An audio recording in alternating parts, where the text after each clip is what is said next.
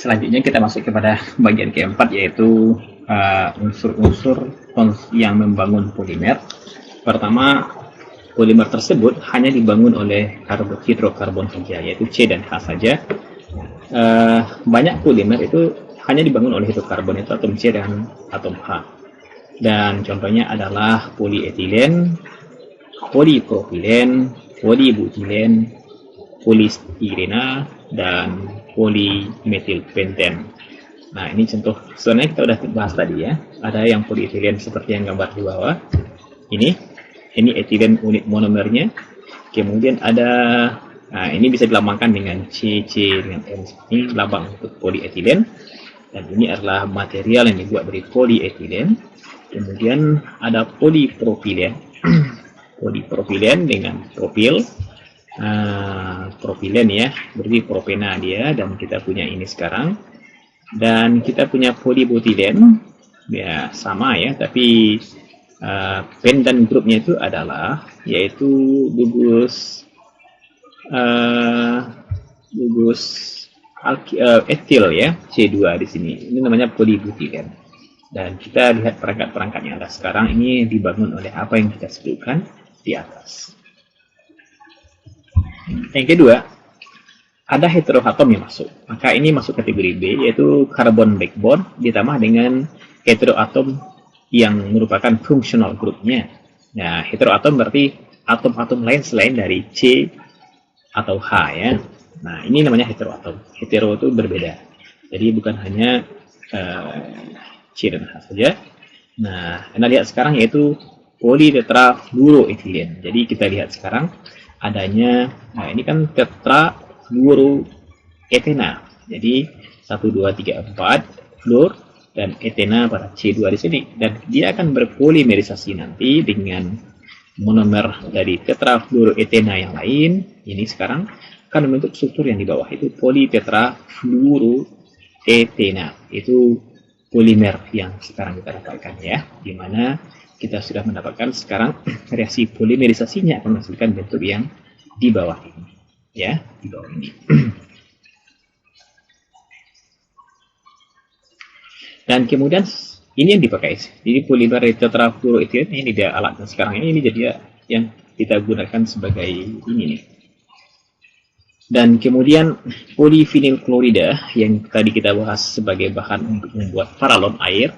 Maka ini adalah polivinil klorida dan heteroatomnya itu adalah Cl. Nah, Cl sebagai heteroatom di sini ya. Ada Cl di sini adalah heteroatom yang menunjukkan gugus fungsi lain selain dari CH yang ada pada rantai hidrokarbon. Begitu. Dan yang ketiga adalah backbone include other elements other than C. Jadi kita punya backbone. Kalau yang sebelumnya hanya C sebagai rantai backbone-nya, dan sekarang Anda melihat sekarang di sini, coba lihat, ini masih C di sini, C. Ketemu di sini ada nitrogen. Ini adalah heteroatom, atom lain selain C yang ada pada backbone.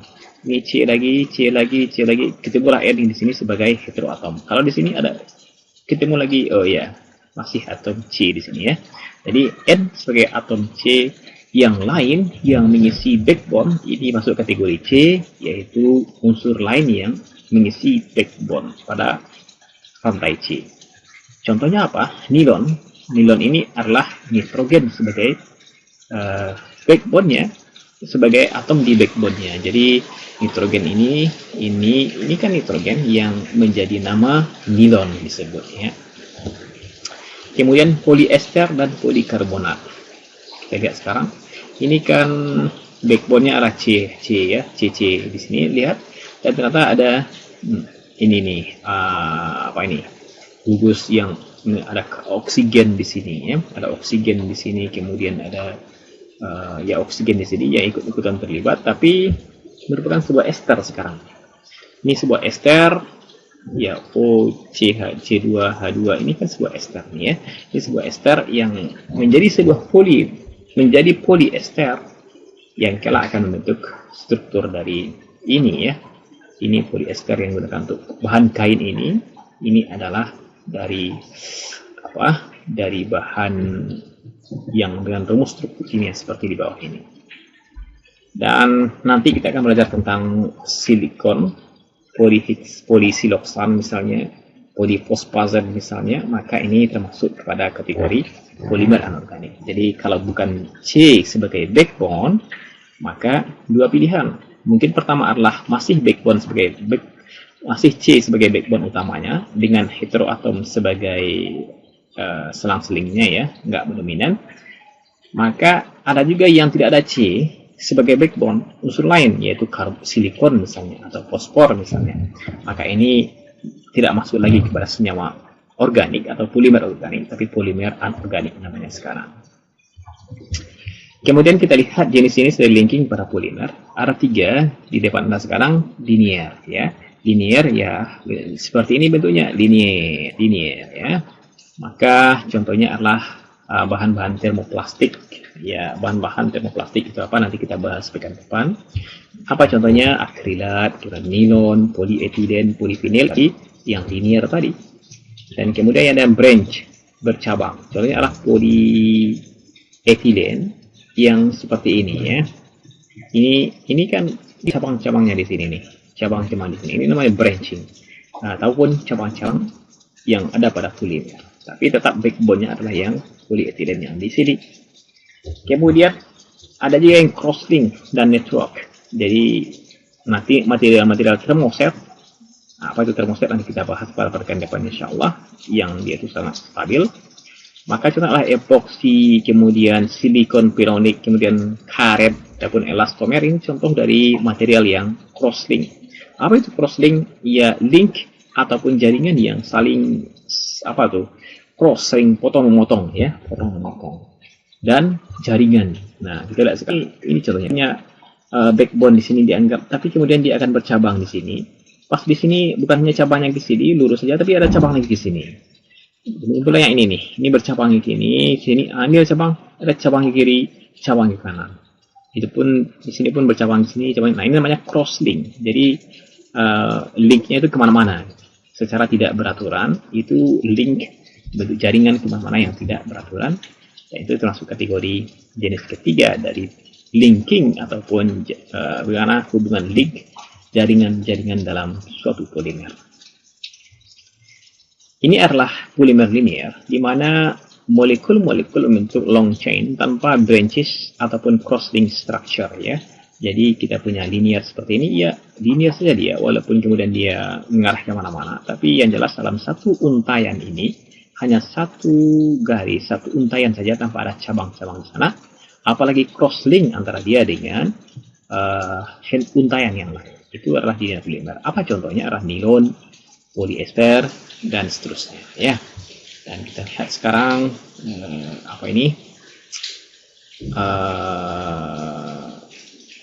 Baik, kemudian ini adalah asam adipat ditambahkan heksandiamin menjadi nilon 66. Nah, ini kan masih lurus dia, walaupun hanya ada pendan-pendan grup di sini, tapi dia tetap merupakan suatu yang lurus ya, yang linear. Dan bisa digambarkan dengan yang di bawah ini ya. Dan kemudian dalam nilon 66 setiap oksigen karbonil, ini oksigen karbonil yang ini maksudnya, kemudian dan amida dari hidrogen. Nah, ini ada amida dari hidrogen ya, hidrogen dari amida akan membentuk kata hidrogen satu sama lain. Nah, ini kata hidrogen terbentuk. Ini ya kata hidrogennya. Ini pun ke bawah juga demikian. Ini kemudian apa akibatnya? Rantai ini kemudian saling line up in an orderly fashion to form fiber. Maka itulah kemudian dia bentuk fiber serat. Nah, serat nilon. Kenapa demikian? Gara-gara antara satu untayan dengan untayan lain itu saling bersusun atas ke bawah gitu ya, bersusun rapi atas ke bawah yang membentuk kemudian fiber atau serat. Kemudian ada polimer yang bercabang, yaitu polimer rantainya yang memiliki cabang yang menghubungkan 3 atau lebih segmen rantai yang lain. Nah, ini maksudnya contohnya sekarang ya. Ini bercabang di sini, nah ini bercabang di sini. Ini cabang di sini, ini macam cabangnya. Inilah disebut dengan branch polymer. Dan kalau kita lihat sekarang molekul glukosa ini, dan kemudian ketika dia membentuk kanji ya, maka apa yang Anda lihat sekarang? Maka unit glukosa ini menjadi bahan monomer di sini. Ini monomer yang 123 ini ya. 123 ini kan monomernya, dan kalau kita lihat ternyata inilah unit-unit glukosa yang pada monomer yang bulat-bulat 3 ini. Maka antar satu monomer yang monomer lain ternyata dia berdekatan, dan kemudian dia membentuk cabang-cabang seperti ini nih. Ini cabang-cabang, bercabang lagi di sini, bercabang lagi di sini, dan seterusnya, dan akhirnya kita mendapatkan kanji ya. Dan kalau kita selain kanji, dalam tubuh kita juga ada glikogen ya. Kita juga mengenal glikogen, dan lagi-lagi dengan molekul yang bercabang-cabang seperti ini ya, bercabang yang banyak seperti itu. Kemudian struktur dari polimer adalah yang pertama yang linear, contohnya adalah HDPE, PVC, nilon, dan katun. Nah, ini adalah yang linear. Kemudian ada yang bercabang. Cabang itu ada yang low density. Ya, ini kan bercabang dia. Karena ada cabang ini membuat dia kemudian ada ruang-ruang di sini nih. Jadi kalau Anda bandingkan antara linear dengan yang nggak linear, dengan linear dengan yang bercabang, kalau linear dia bisa tersusun rapat, disusun rapi atas ke bawah, sehingga kemudian space di sini, ruang-ruang kosong itu minim. Tapi kalau dengan bercabang, maka potensi ruang kosong di sini, maka lebih besar. Apa akibatnya? Dari segi densitas, maka ini lebih besar densitasnya, kerapatannya dibandingkan yang ini. Maka ini linear high density polyethylene. Sementara polyethylene LDPE itu gara-gara faktor pencabangannya. Ini yang membuat dia lebih low density. Ya. Kemudian ada cross link. Ini namanya cross link. Ini cross link namanya. Ini juga cross link. Contohnya pada karet. Kita lihat bagaimana. Kemudian kita lihat, bisa cari nanti informasi ya. Kemudian jaringan, contohnya Kevlar dan epoksi ya. Lanjut, kita masuk kepada polimer yang amorf dan kristalin, dan saya punya gambar di sini ya. Saya punya gambar di sini, yaitu ternyata pada satu material tertentu, kita ternyata kalau kita material polimer, karena ada bagian-bagian, ada region-region, area-area yang merupakan tersusun rapi itu polimernya, untaian polimernya tersusun dengan rapi. Maka ini kita sebut dengan bagian yang kristalin, karena kristalin itu didefinisikan sebagai susunan yang rapat, teratur. Dan bagian yang kacau balau ini, nah ini kita namakan bagian yang amorf, lawan dari kristalin. Atau kalau kita lihat dengan gambar yang di kanan, maka bagian yang kiri ini, bagian ini adalah bagian yang rapi, kristalin region, dan amorf adalah bagian yang kacau balau seperti ini. Nah, apa implikasinya semuanya? Nah, kalau yang terlihat pertama, yang rapi ini, tadi udah kita bahas ya, bagaimana sifat dari densitas. Jadi kalau dia kristalin, maka harus susunannya rapat. Rapat, teratur, maka potensi ruang kosong kecil, akibatnya densitasnya lebih tinggi, maka dia lebih keras, dan dia lebih kuat ya, keras dan kuat. Yang kedua, dalam hal pencahayaan, refraksi cahaya, ketika cahaya masuk ke dalam, maka kemudian cahaya tersebut itu akan mengalami proses refraksi yang banyak oleh bidang-bidang yang dibentuk di sini. Walaupun kemudian tidak hanya satu bidang ini saja ya, nanti akan ada bidang-bidang yang lain dengan berbagai macam orientasi, maka kemudian cahaya itu tidak lewat. Akhirnya kemudian dia tidak transparan. Nah, kita lihat sekarang karakter yang timbulkan oleh sifat kristalin dari polimer ini, di mana bagian-bagian monomer yang tersusun secara teratur, maka kita lihat dia lebih keras dan tidak transparan terhadap cahaya. Sebaliknya yang ini kita lihat banyak sekali ruang-ruang kosong di sini. Jadi kalau ada sebuah polimer yang dibangun oleh amorf, maka dia mempunyai sifat ya lawan dari ini. Dia transparan dan dia juga lebih ringan. Nah, ini contoh bagaimana suatu zat polimer yang bersifat kristalin dan amorf. Jadi kalau gambar ini, ternyata sebuah polimer juga bisa mengandung kedua-duanya. Ada bagian segmen yang kristalin, silika itu ada bagian lain yang amorf. Jadi campuran di sini. Tapi kalau di sini saya kira ini adalah seluruhnya adalah kristalin polimer dan ini adalah amorphous polimer. Kemudian amorphous region, polymer chain exists in random. Jadi polyvinyl klorida, polystyrene ini contohnya. Ini kalau Anda punya spaghetti atau mie, super mie seperti ini, maka inilah bagaimana contoh dari polimer yang tersusun secara amorphous. Di amorphous di mana untaian dari untaian monomer, untaian dari polimer dari monomer-monomernya itu dalam satu untai, ya seperti inilah susunannya, amorph. Dan dikatakan tadi mereka bersifat transparan terhadap cahaya. Yang kita gunakan inilah polimer kita sekarang, plastik ini. Plastik ini adalah polimer kita yang merupakan tersusun dalam bentuk amorf sehingga dia transparan. Dan apa aplikasi dari polimer yang transparan ini? Ya seperti ini, building construction misalnya, ada kemudian consumer, ya seperti inilah ya ininya. Kemudian bagian automobil, ya transparan untuk lampu ini. Kemudian agriculture seperti untuk rumah kaca ini menggunakan plastik di sini. Dan juga untuk packing di sini, packing makanan juga menggunakan polimer yang transparan. Bahkan sampai electronic devices, perangkat elektronik itu juga dibungkus dengan perangkat-perangkat dari polimer yang transparan. Dan kita lihat sekarang juga apa lagi ya?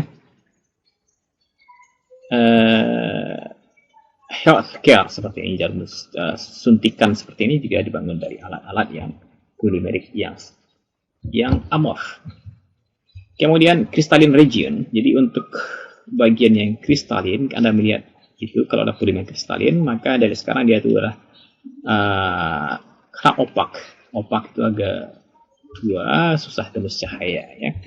Kemudian the higher degree of crystallinity, maka makin besar derajat kristalinitas dari ini polimer, maka cahaya itu makin susah menembusnya. Oleh karena itu, derajat dari translucence maupun opak dari polimer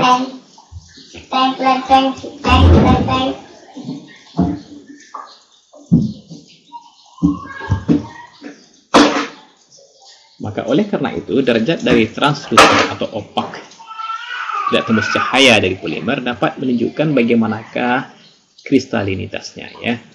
Dan kristalinitas kekristalan menciptakan benefit untuk dalam hal apa? Kekuatan, keuletan, tahan resisten terhadap bahan kimia, dan kestabilan. Nah, ini contohnya yang sudah kita bahas tadi ya. Baik, ini keterangannya. Baik. Nah, antara kedua itu, ada yang polimer yang kristalin, ada polimer yang amorf, maka ada polimer yang gabungan keduanya. Itu segmen adalah kristalin, dan ketika didinginkan dia akan menjadi kristalin. Jadi semi kristalin polimer seperti ini bisa dari keadaan yang amorf yang di sini, itu merupakan hasil pemanasan dari yang semi kristalin, dan ketika didinginkan dia bisa menjadi kristalin yang lebih baik ya. Jadi seperti itu.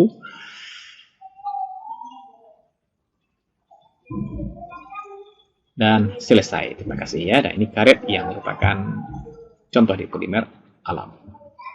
Assalamualaikum warahmatullahi wabarakatuh.